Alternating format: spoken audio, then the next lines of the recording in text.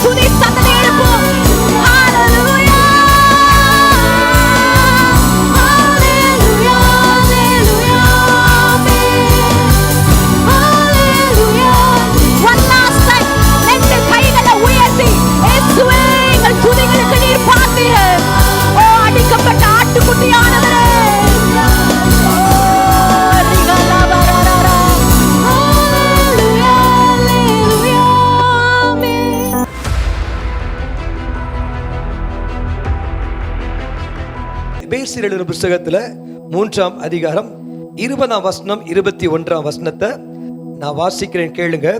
நாம் வேண்டிக் கொள்வதற்கும் நினைக்கிறதுக்கும் மிகவும் அதிகமாய் நமக்குள்ளே கிரியை செய்கிற வல்லமையின்படியே நமக்கு செய்ய வல்லவராகிய அவருக்கு சபையிலே கிறிஸ்து இயேசுவின் மூலமாய் தலைமுறை தலைமுறைக்கும் சதா காலங்களிலும், கொஞ்சம் மகிமையா சொல்லுங்க, மகிமை உண்டாவதாக. ரைட், இதே வார்த்தை NLT நியூ லிவிங் டிரான்ஸ்லேஷன், அந்த பைபிள்ல இருந்து நான் வாசிக்கிறேன், கேளுங்க. இப்போதும் எல்லா மகிமையும் தேவனுக்கு, அவர் நமக்குள் செயல்படும் தம்முடைய வல்லமையின் மூலமா நாம் கேட்பதற்கும் நினைப்பதற்கும் எல்லையற்றதை சாதிக்க வல்லவர். என்னோட கூட கொஞ்சம் சத்தமா சொல்லுங்க.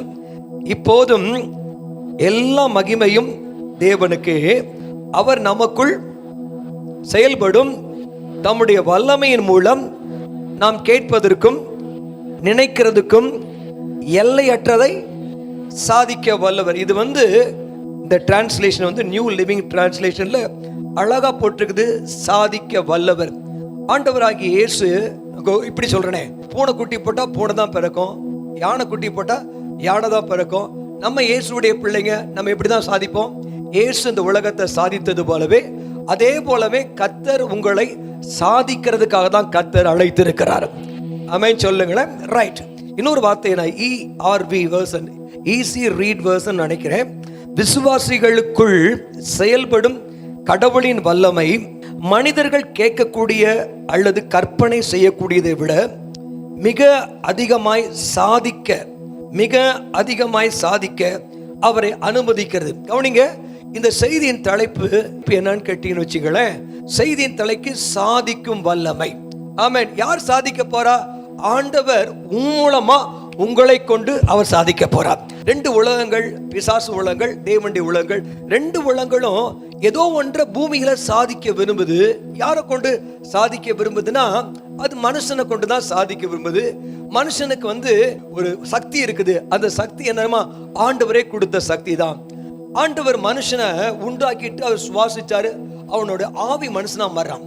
ஒருத்தர் செத்து போயிட்டான்னு வச்சுக்கலேன். அவர் செத்துட்டாருன்னா அவர் போயிட்டாருன்னு சொல்லுவான். அப்ப உடல் இங்க தான் இருக்கும்.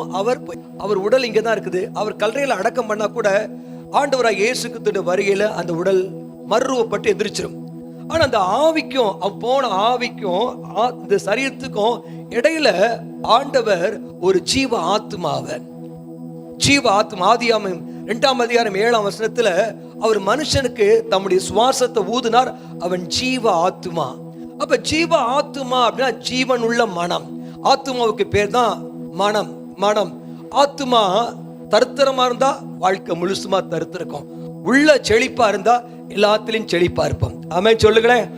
ஆத்மா செழிப்பது போல நீ எல்லாவற்றிலும் வாழ்ந்து செழித்திருக்கும்படி நான் விரும்புகிறேன். அதுதான் சரியான டிரான்ஸ்லேட். உன் ஆத்துமா செழிப்பது போல நீ எல்லாவற்றிலும் வாழ்ந்து செழித்திருக்கும்படி விரும்புகிறேன் அப்படின்ற வாக்கு தத்துவம் எப்படி நடக்கும் அப்படின்னு கேட்டீங்கன்னா, இது ஆண்டவர் சொல்ல, உன் ஆத்மாவுக்கு பாஸ்டர் உத்தரவாதி கிடையாது. உன்னுடைய உன் மனசு உங்க கற்பனைக்கு ஆண்டவர் கட்டுப்படுத்துவாரா? நோ. நன்மை தீமை அறியத்த கனியை நீ சாப்பிடக்கூடாது. அதை தொட்டா அதை சாப்பிட்ற நாள்ல நீ சாகவே சாவாய் அப்படின்னா, அவனுடைய வாழ்க்கையை தொட்டு சாப்பிட்டான், அவன் செத்தானா? இல்ல. அவனுடைய வாழ்க்கையில ஏதேன் தோட்டத்தை விட்டு போயிட்டான். காரணம், ஏதேன் தோட்டத்துல அப்படியே வேர்வை சிந்தி அவன் கஷ்டப்படுற மாதிரி அவன் வெளியே போயிட்டான். இதுதான் நடந்துச்சு. அவன் சாகவே சாவான்னு சொன்னா அவனுடைய வாழ்க்கையில வருத்தம், சஞ்சலம், மன கஷ்டம். அவனுக்கு பிறந்த பிள்ளைங்க 2 பேர் சண்டை போட்டுக்கிட்டாங்க. குடும்பத்துல பிரச்சனை, இதெல்லாம் காணப்பட்டுச்சு. கவனிங்க. அப்ப ஜீவ ஆத்மாவுக்கு ஒரு சாய்ஸ் கொடுத்துரு, ஒரு தெரிந்து கொள்ற தன்மை கொடுத்துரு. அந்த ஆத்மாவுக்குள்ள என்ன சொல்லப்படனா? அறிந்து கொள்ற கெப்பாசிட்டி.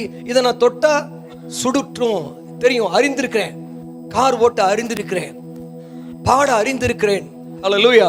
அப்ப நமக்கு ஒரு அறிந்திருக்கிறேன், சூஸ் பண்ணக்கூடிய சித்தம். அப்ப சூஸ் பண்ணக்கூடிய ஒரு தெரிந்து கொள்ற தன்மை, நன்மையும் தீமையும் முன்னால வச்சிருக்கார் கர்த்தர். எதனை தெரிந்து கொள்ற அது உன் கையில தான் இருக்குது, நம்ம கையில தான் இருக்குது. அடுத்து பைபிள்ல சொல்லப்பட்டிருக்குது சித்தம், அடுத்து உணர்ச்சி. 3 காரியங்க உங்க மனசுக்குள்ள, உங்க ஆத்மாவுக்குள்ள 3 இருக்குங்க. என்ன தெரியுமா? 1 அறிவு, 2வது சித்தம், 3வது உணர்ச்சி. அப்ப இந்த உணர்ச்சிக்குள்ளதான் கோபம், எரிச்சல், விருப்பம், பரிசுத்தம், மகிழ்ச்சி, இதெல்லாம் அந்த அந்த உணர்ச்சி மண்டலத்தில் இருக்கு. ஆத்மா வாழ்ந்தா நீங்க எல்லாவற்றிலும் செலுத்திருப்பீங்க. ஒரு ஆமென் சொல்லுங்களேன். அவர் எப்படி சொல்றான்னா, நீங்கள் நினைப்பதற்கும் ஜெபிப்பதற்கும் மிகவும் அதிகமாய் நமக்குள்ளே கிரியை செய்கிற வல்லமையின்படி நமக்கு செய்ய வல்லவராகி அவருக்கு மகிமை உண்டாவதா. அப்ப நமக்குள்ள கிரியை செய், எல்லாம் கவனிக்கிறார். நாம் நினைப்பதற்கும் ஜெபிப்பதற்கும் மிகவும் அதிகமாய் நமக்குள்ள கிரியை செய்கிற வல்லமை. இப்ப பாருங்க, அந்த வல்லமைன்னு சொல்லப்பட்டிருக்கு பாத்தீங்களா? கவனிங்க. இந்த வல்லமை எல்லாருக்கும் இருக்குது. இந்துக்கு, முஸ்லீமுக்கு, எல்லாருக்குமே இருக்குது. எல்லா மனுஷனுக்கும் இருக்கு இந்த வல்லமைய. ஒரு மனுஷன், இதுதான் ஆத்துமா என்ன செய்யுது, சரீரம் என்ன செய்யுது, எப்படி மூளை வேலை செய்யுது, எப்படி அப்படின்னு சொல்லி நல்லா புரிஞ்சுக்கிட்டா உங்க வாழ்க்கை இன்னைக்கு இந்த சாதிக்கும் வல்லமை எல்லா மனுஷனுக்குள்ளயும் இருக்கு. ஆமென் சொல்லுங்களேன். சாதிக்கும் வல்லமை. ஆமென். இந்த சாதிக்கும் வல்லமை கர்த்தர் ஆபிரகாமுக்குள்ள வச்சிருக்காரு, ஈசாக்குள்ள வச்சிருந்தாரு, எல்லாருக்குள்ளயும் வச்சிருந்தாரு, சிம்சோனுக்குள்ள வச்சிருந்தாரு, உங்களுக்கும் வச்சிருக்காரு, எனக்கும் வச்சிருக்காரு. இந்த சாதிக்கும் வல்லமைய புரிந்து கொண்டு அதை செயல்படுத்தும் பொழுது நிச்சயமா உன் வாழ்க்கையை செழிப்பா மாறும். அல்லேலூயா. சத்தம் வராமன்னு சொல்லுகிறேன். அப்ப ஆண்டவர் எதை செய்ய வல்லவர் அப்படின்னு கேட்டீங்கன்னா, எதையும் செய்ய வல்லவர், எல்லாவற்றையும் செய்ய வல்லவர். யோபுடைய லைஃப்ல தோல் முதலா போயிடுச்சுங்க. அவ்வளவுதான், தோல் முதலா போன உடனே அவனுடைய வாழ்க்கையில கர்த்தர் மறுபடியுமாக அவனுக்கு ஜீவனை கொடுத்து, அவனுக்கு வல்லமையை கொடுத்து, அவன் தோல் எல்லாம் கர்த்தர் புது தோலா மாத்தி, அதுக்கப்புறம் அவன் 4 தலைமுறையை கண்டு அதுக்கப்புறம் தான் மரிச்சான். வராமே சொல்லுங்களேன். அப்ப எல்லாம் இருந்து பிள்ளைங்க பேர பேத்தியெல்லாம் பார்த்து, பிள்ளைங்களெல்லாம் பார்த்து நல்லா இருந்த சமயத்தில் எல்லாவற்றையும் இழந்து போனா திருப்பி அவன் வயசுல திருப்பி சாதிக்க முடியாது, திருப்பி அவன் வயசுல எதையும் பெற்றுக்கொள்ள முடியாது. ஆனா தேவன் சொல்றாரு, நீ சகலவற்றையும் செய்ய வல்லவர். நீங்க நினைச்சது, நான் இப்ப உங்களுக்கு அதை தான் கர்த்தர் சொல்றாரு. அவர் சகலவற்றையும் செய்ய வல்லவர். எல்ஷடாய் 99 வயசுல ஆண்டவர் ஆபிரகாம் பார்த்து, நான் சர்வ வல்லமையுள்ள தேவன், நான் உன்னோடு உடன்படிக்கை பண்ணி நான் உன்னை பழுகி பெருக பண்ணுவேன். அப்ப ஆண்டவர் உங்களுக்கு என்ன சொல்றாரு அப்படின்னு கேட்டீங்கன்னா, பைபிள்ல சொல்லப்பட்டிருக்குது, தேவரீர் சகலவற்றையும் செய்ய செய்ய சத்தமா சொல், செய்ய செய்ய செய்ய உனக்கும் யோபுக்கு செஞ்ச மாதிரி கர்த்தர் 2 மடங்காய் கர்த்தர் ஆசீர்வதிக்க வல்லவர். ஆண்டவர் உன்னுடைய வயசை பார்க்கல, ஆண்டவர் உன்னுடைய வாழ்க்கையில ஏதோ ஒரு கிரிகை செய்கிற வல்லமையை கர்த்தர் வச்சிருக்கிறார். சத்தமராமே சொல்லு. நீங்க யோர்தான்ல போய் கால ஓரத்தை தொட்டா கூட யோர்தான் 2ஆ உடைஞ்சிருக்க. கரை புரண்டு வருகிற பிரச்சனைகள்லாம் அதெல்லாம் பார்க்காத, நீ ஆண்டவருடைய பிரசன்னத்தை சுமக்கிற, ஆண்டவர் உனக்குள்ள இருக்கிறார். உன் காலை கொண்டு போய் யோர்தான்ல ஓரத்துல வை, ஓரத்துல வச்சாலே அது 2ஆய் பிளக்கும். அல்ல சொல்லுங்களேன், அது 2ஆய் பிளக்கும். நீங்க தைரியமா இருக்கலாம், நீங்க யாரோ இல்ல, நீங்க சாதிக்கிற வல்லமை உள்ளவர், சாதனை செய்ய பிறந்திருக்கீங்க, ஜெயிக்க பிறந்திருக்கீங்க. கர்த்தருடைய ஆவியான குதிரை இத்தனை நாளுக்காய் ஆயத்தமாக்கப்படும். ஜெயமோ நீ கட்டாயம் தோத்தே போக மாட்ட. ஏசாமி சிலுவையில ஜெயித்தார், நீங்க ஜெயிப்பீங்க. ஜெயிக்கிற வல்லமை, சாதிக்கிற வல்லமை உங்களுக்கு தான் இருக்கு. ஹல்லேலூயா சொல்லுங்களேன்.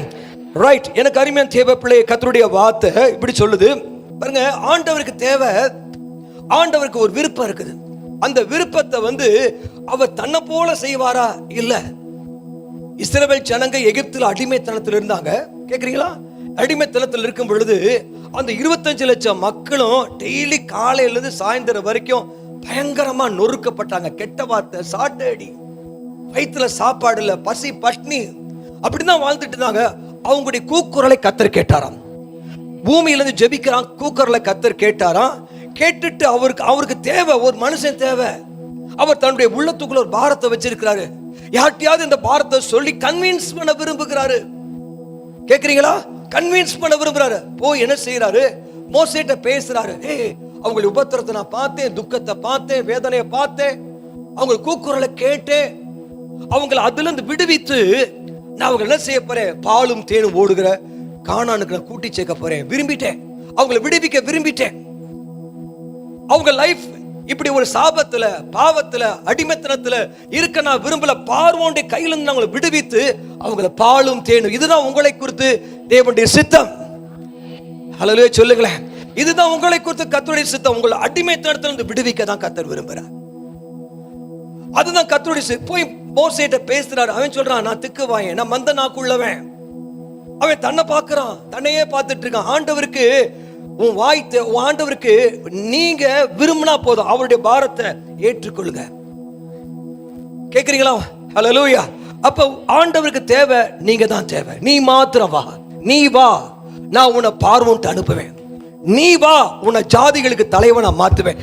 நீ போதும், என் விருப்பத்தை, என் நினைவை நான் உனக்குள்ள வைக்க விரும்புறேன். அதை கேளு, அப்பொழுது கர்த்தர் உன் லைஃபையே மாத்துவார்.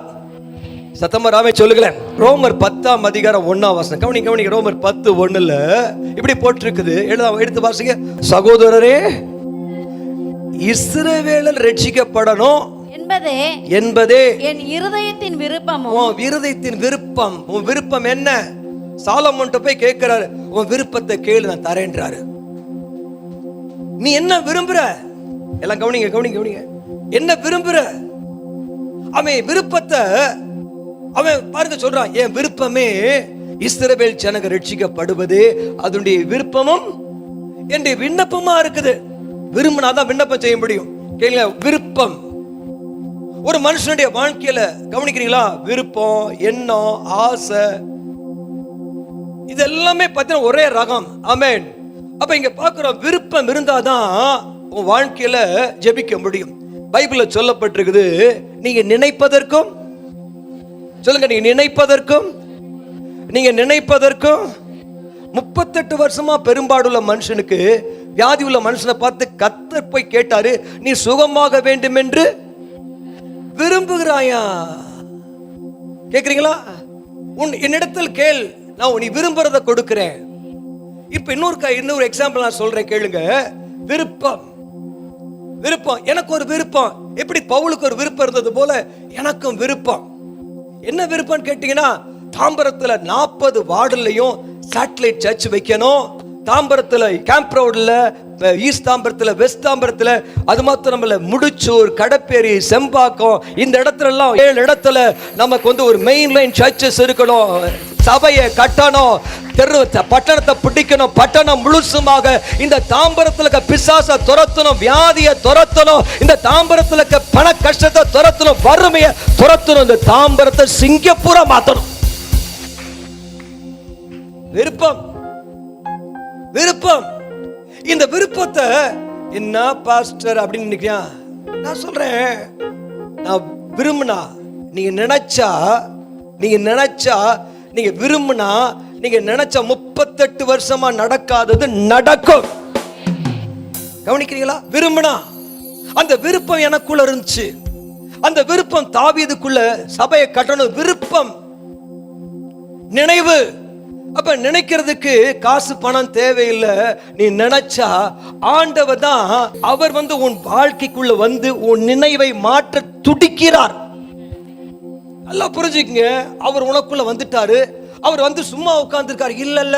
அவர் செய்யற முதல் வேலையே உன் நினைவை, உங்கள் எண்ணங்களை, உங்க ஆசைய, உங்க விருப்பத்தை அவர் விருப்பமா மாத்த விரும்புகிறார். அவர் உள்ள வேலை செய்கிறார். உனக்குள்ள ஒரு வேலை செய்கிறார் அவர். எடுத்து நீங்க வாசித்து பாருங்க. பிலிப்பியர் 2ஆம் அதிகாரம் 13ஆம் வசனத்தை வாசிங்க. பிலிப்பியர் 2:13. ஏனெனில் தயவுள்ள சித்தத்தின்படி விருப்பத்தையும் செய்கையையும், ஏனெனில், கவனிங்க, ஏனெனில் தேவனே தம்முடைய தயவுள்ள சித்தம். கவனிங்க, இந்த இடத்துல உட்கார்ந்து இருக்கிற அத்தனை பேருக்கும் உங்களுக்குள்ள ஒரு காரியத்தை கத்த சித்தத்தை திணிக்க விரும்புகிறார். ஏனெனில் தேவனே தம்முடைய தயவுள்ள தீர்மானத்தை, சித்தத்தை, விருப்பத்தையும் அதுக்கேற்றபடி செய்கையும் உண்டாக்க போகிறார். ராமன் சொல்லுங்களேன். ஆபிரகாம் ஆண்டவர்கிட்ட கேட்கிறான், ஆண்டவரே எனக்கு குழந்தை இல்லையே அப்படின்றான். உடனே ஆண்டவர் கேட்கிறாரு, நீ கூடாரத்தை விட்டு வெளியே வா. உடனே அவன் சொல்ல, எலியேசருக்கு போதும், குழந்தையா போதும். இல்ல, உன் கற்ப பிறப்பானவனே உனக்கு பிள்ளையா இருப்பான். ஆண்டவர் கூடாரத்துட்டு வெளியே வான்ற. வெளியே நட்சத்திரத்துல பாரு, அதை என்ன கூடுமானால் நீ என்னன்றாரு. அதை என்ன கூடுமானால் என்னன்றார். அவன் என்றான். என்ன பார்க்கிறான். ஆண்டவர் சொல்றாரு, பக்கத்துல திரும்பி சொல்ல, இவ்வண்ணமாய் உன் வாழ்க்கை இருக்கும். ஆமென். இந்த நட்சத்திரத்தை பார்க்கும்போது எப்படி ஒரு பெருக்கமா இருக்குதோ, ஆண்டவர் உனக்கும் சொல்றாரு, இவ்வண்ணமாய் உன்னுடைய வாழ்க்கை பிரகாசமாக பெருகிட்டே இருக்கும். உன் வாழ்க்கை ஒரு நாள் இருளா இருக்காது. உங்க வாழ்க்கை பயங்கர பிரகாசமா இருக்கும். இவ்வண்ணமாய் உன்னுடைய சந்ததியில நட்சத்திரங்களை போல உங்க பிள்ளைகள் ஜொலிப்பார்கள். இவ்வண்ணமாய். ஆமென். சொல்லுங்களேன். அந்த வார்த்தையை சொன்னோடனே அவனுடைய கற்பனை மாறுச்சு. இதுவரைக்கும் எலியேசர் 80 வயசு ஆயிடுச்சு. எலியேசர். இப்ப கர்த்தருடைய ஆவிய நோ. இப்ப அதை விட்டு உடைச்சுக்கிட்டு வெளியே பாரு. உன் லைஃபே வயசு பெருசு இல்ல, உடம்பு பெருசு இல்ல, எதுவும் பெருசு இல்ல. நீ ஆண்டவரோட ஒத்து போனா கர்த்தர் உன் விசுவாசத்தை வர்த்திக்க செய்வார். அல்லேலூயா. சொல்லுங்களேன். ஓகே, கவனிங்க. அப்ப என்ன நடக்குதுன்னு கேட்டீங்கன்னா, அவன் விரும்ப ஆரம்பிக்கிறான். இனிமேல் 99 வயசு ஆகும்போது கர்த்தர், நான் சர்வ வல்லமையுள்ள தேவன், நான் உன்னோடு உடன்படிக்கை பண்ணி உன்னை பெருக செய்வேன். இனி உன் பேர் ஆபிரகாம் என்றாமல் அபிரகாம், நீ திரளான ஜாதிகளுக்கு தகப்பனா மாறப்போற. பெரிய கூட்டம் வரப்போகுதுன்றவங்கள ராமே சொல்லுங்களேன். பெரிய கூட்டம் திரளாய் வரப்போகுது. என்னுடைய ஆசை, நான் பார்க்கிற இடமெல்லாம் மக்கள் சுகமாகணும். ஆமென். நான் பார்க்கிற இடமெல்லாம் கட்டுகள் உடைக்கணும். பார்க்கிற இடமெல்லாம் ஜனங்கள் திரள் ரட்சிக்கப்படணும். இந்த தாம்பரத்தின் எல்லை முழுசுமாக நடந்து நான் இதை எனக்கு சொந்தமா தருவேன் கத்த சொன்னாரு. இந்த தாம்பரத்தில் நடக்கும் போதே எனக்கு தெரியும், இந்த பட்டணத்துக்கு நான் தான் சொந்தக்காரன். இந்த பட்டணத்தை எனக்கு கீழே கத்தர் வச்சிருக்கா. நான் எது சொல்றேனோ, எது நினைக்கிறோம், அதுதான் நடக்கும். அப்ப இன்னைக்கு நான் சொல்றேன் கேளுங்க, ரோம 4ஆம் அதிகாரத்துல 19-21 வசனத்தை வாசித்து பாருங்க. அவன் 100 வயது உள்ளவனா இருக்கும் பொழுது தன்னுடைய சரீரம் செத்து போச்சு. டாக்டர் சொல்றாங்க, பாடி மக்கள் சொல்றாங்க, யாராவது பார்த்து என்னைய பார்த்து வயசாயிட்டே இருக்கு அப்படின்னா அந்த இடத்த விட்டு நான் அப்படியே கலண்டுருவேன். ஏன்னா அவனை கேட்டுட்டேன்னா அது என் லைஃப்ல என்னமோ கிரியை நடப்பிக்கும்.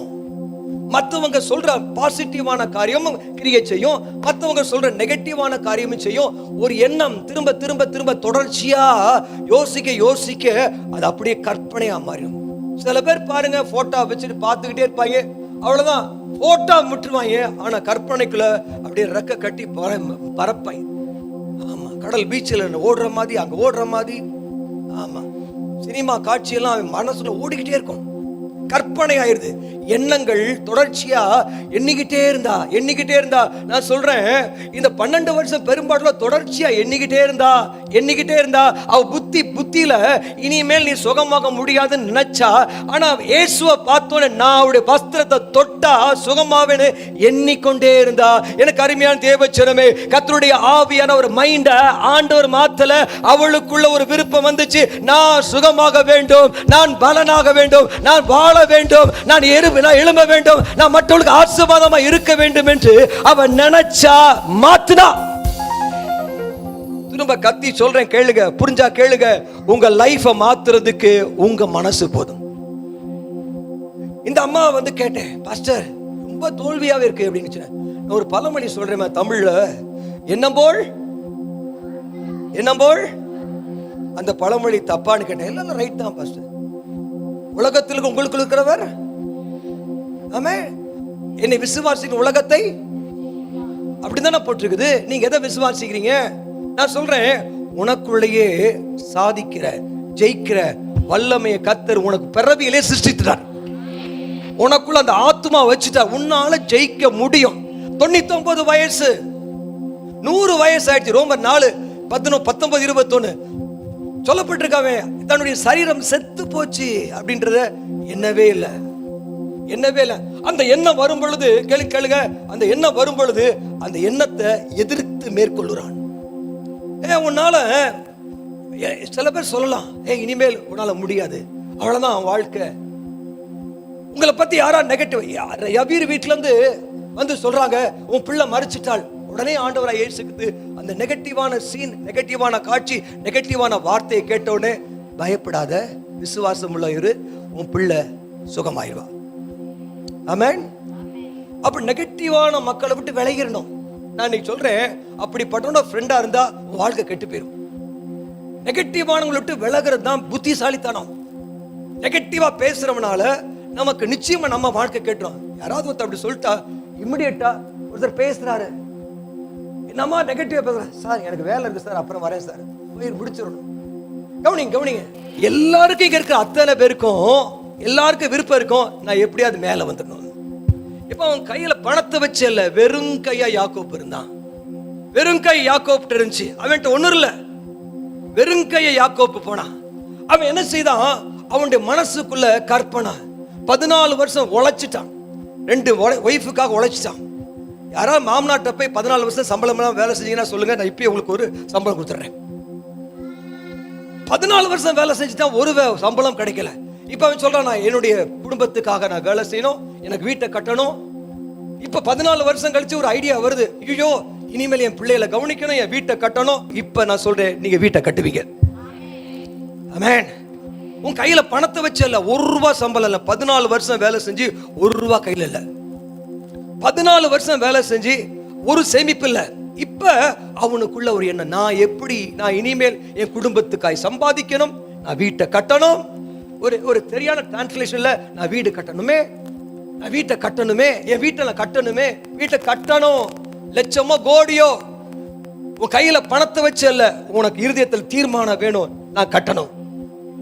இப்ப சொல்ல போறத எல்லாரும் சத்தமா விரும்பின ஆமென் சொல்லலாம். தாம்பரத்தில் 100 வீடை கட்ட முடியும். என்ன ஆண்டவர் சொன்னா, நீ எதையாவது விட்டுட்டு வந்தா அது 100ஆ தருவேன்னு சொன்னார். ஹல்லேலூயா, ஆமென், ஹல்லேலூயா. சத்தமா ஒரு ஆமென் சொல்லுங்களேன், கத்தி ஒரு அல்ல சொல்லுங்களேன். மனசுல விருப்பம், நினைவு நினைவு நினைவு. கண்ணை மூடுனா, தூங்குனா, நடந்தா, அந்நிய பாஷை பேசினா விருப்பம். எண்ணம், கற்பனை. நான் தீர்க்கமா சொல்றேன், உன் வாழ்க்கையில உங்க குடும்பத்தை உயர்த்துறதுக்கு நீங்க தான் விரும்பணும். உங்க தொழில் மாத்துறதுக்கு நீங்க தான் விரும்பணும். உங்க எண்ணங்கள் கற்பனையாய் மாறும். அந்த கற்பனை அசைக்க முடியாத ஒரு பயங்கரமான அஸ்திபார தூணாக உனக்குள் இருக்கும். எந்த சக்தி வந்தாலும் உன் மேல மோதி அது உடைந்து போகவே வழிய நீங்க நிப்பீங்க. ஆண்டவர் அற்புதங்களை செய்கிறவர். கமா ஹல்லேலூயா. எண்ணம், நினைவு தொடர்ச்சியா நினைச்சுக்கிட்டே இருந்தா, உன்னை தொடர்ச்சியா நெகட்டிவா அசிங்கமானதை நினைச்சுக்கிட்டே இருந்தா லைஃப் அசிங்கமா போயிடும். தொடர்ச்சியா உன்னை நினைச்சிட்டு இருந்தா அதுவே கற்பனை ஆயிரும். அந்த கற்பனை தொடர்ச்சியா இருந்தா உங்க வாழ்க்கையில வீடு கட்டணும், நான் எனக்காக எப்ப சம்பாதிப்பது? 14 வருஷம் கழிச்சு யோசிச்சான், பரவாயில்ல இப்பயாவது யோசிங்க. நோ ப்ராப்ளம், இப்பயாவது யோசிங்க. நிச்சயமாக நீங்க கட்டாயமா கட்ட முடியும். உங்களுக்கு இனிமேல் கர்த்தருடைய ஆவியானவர் நீங்க தசம பாகத்தை கொடுத்தது போக மீதி தசம பாகத்தை கொடுக்கும் பொழுது உன் ஆத்துமா செழிக்கும். ஆத்துமா செழிக்கும் பொழுது உனக்காய் கர்த்தர் ஒரு ஐடியாவை கொடுப்பார். ஐடியா கொடுப்பாருங்க. கவனிக்கிறீங்களா? ஐடியா கொடுப்பார். என்ன ஐடியா தெரியுமா? அவன்கிட்ட போறாரு, ஏதோ உன உரிச்சு மரத்தினுடைய என்ன சொல்றது, மரத்தினுடைய பட்டையை உரிச்சு ஆடுகள் தண்ணி குடிக்க வரும்போது போடுறான். கேளுங்க, தண்ணி குடிக்க வரும்போது போடுறான். இந்த ஆடுகள் அந்த மரத்தை உரிச்சு வெள்ளை தெரியுதுல, வெள்ளை தெரிஞ்ச உடனே அதை பார்க்கும் பொழுது அந்த ஆடுகள் இனப்பெருக்கம் செய்யும் பொழுது அது என்ன செய்யும்? புள்ளியும் வரியும் உள்ளதப்படுது. இவன் சம்பளம் உயருது. நான் இன்னைக்கு தீர்க்க தரிசனமா இந்த இடத்துல உட்கார்ந்து இருக்கிற அத்தனை பேர், உங்க சம்பளத்தை உயர்த்துறது உங்க முதலாளி கிடையாது. உங்க சம்பளத்தை நீங்க நிர்ணயிக்கிறது உங்க கையில இருக்குது. திரும்ப சொல்றேன், உங்க சம்பளத்தை நிர்ணயிக்கிறது உங்க கையில் தான் இருக்கு. முதலாளி கையில் போனஸ் வரும். அதனால நீங்க சொல்லுங்க, எனக்கு புள்ளியும் வரியும் உள்ளதான் எனக்கு சம்பளம் என்று சொல்லுங்க. கர்த்தருடைய ஆவியானவர் உனக்குள் கிரியை செய்வார். இந்த யாக்கோபு சாதாரண ஆள் கிடையாதுங்க. நான் உங்களுக்கு சொல்றேன், இந்த இடத்துல தீர்க்கதரிசனமா சொல்றேன், எல்லாருக்கும் சொல்றேன், இந்த இடத்துல உட்கார்ந்து இருக்கிற லாபான் புறஜாதியான காட்டிலும் தேவனை அறிந்த ஜனம் அந்த கம்பெனியவே வாங்குவது, முதலாளி கம்பெனி வேலை செய்யற கம்பெனியை வாங்குவதற்கு கர்த்தர் உனக்கு கிருபை தருவார், ஞானம் கொடுப்பார். உன் முதலாளியை விட நீ பணக்காரனா மாற முடியும். அதுதான் வெறுங்கையா அந்த யாக்கோப்பு அதை நான் நினைச்சா. திரும்ப நான் சொல்றேன், அழுத்தமா சொல்றேன், என்கிட்ட வந்து நான் வேலை செஞ்ச கம்பெனில அந்த ஓனர் என்கிட்ட வந்து கேட்டாரு, நான் உன்கிட்ட வேலைக்கு வரலாமான்னு கேட்டாரு. ஓ காட், நடக்கும். இப்ப நான் சொல்லும் பொழுது நீங்க அப்படியே ஆமேன்னு சொல்லும். முடங்கின மெவிபோசே, 2 காலம் முடமான மெவிபோசேத்துக்கு ஒரே நாள்ல 15 வேலைக்காரனை தாவீது கொடுத்தா. இன்னைக்கு நான் சொல்றேன், உனக்கு வேலைக்காரர்கள் கூடுவாங்க, வேலைக்காரிகள் பெருகுவாங்க, உன் வாழ்க்கையில எல்லாம் பெருகும். கர்த்தர் உன் வாழ்க்கையில பழகி பெருகும்படியாக உன் வாழ்க்கையில உன்னோடு கூட உடன்படிக்கை பண்ணியிருக்கிறார். ஆமென். சம்பளத்தை கர்த்தர் நிர்ணயிக்கல, முதலாளி நிர்ணயிக்கல, யாக்கோப்பு நிர்ணயித்தான். எனக்கு இதுதான் சம்பளம். உன் சம்பளத்தை பெருக செய்வதற்கான ஐடியாவையும் கர்த்தர் கொடுப்பார். அந்த ஐடியா வருது. நினைவு, பக்கத்துல சொல்ல, நினைவு, கற்பனை. ஹல்லேலூயா. நல்ல எண்ணம், நல்ல வாழ்க்கை, நல்ல கற்பனை, நல்ல அரண். சந்தோஷமா இருக்கவங்கள நாமே சொல்லுங்களேன். சங்கீதம் 89:19 வாசிக்க வேணா, உனக்குள்ள ஒரு சகாயம் செய்யற சக்தியை உனக்குள்ள வச்சு, உனக்குள்ள கர்த்தர் ஒரு சக்தியை வச்சிருக்கார். பக்கத்துல திரும்பி சொல்லுங்க, நீங்க சாதாரண ஆள் கிடையாது, சம்திங், ஒரு சக்தியை உனக்குள்ள வச்சிருக்காரு. கையை தட்டி ஒரு ஆமென் சொல்லுங்க, கையை தட்டி ஒரு ஆமென் சொல்லுங்க. ஒரு சக்தியை உனக்குள்ள வச்சிருக்காரு. அந்த வசனத்தை வீட்டுல போய் பாருங்க.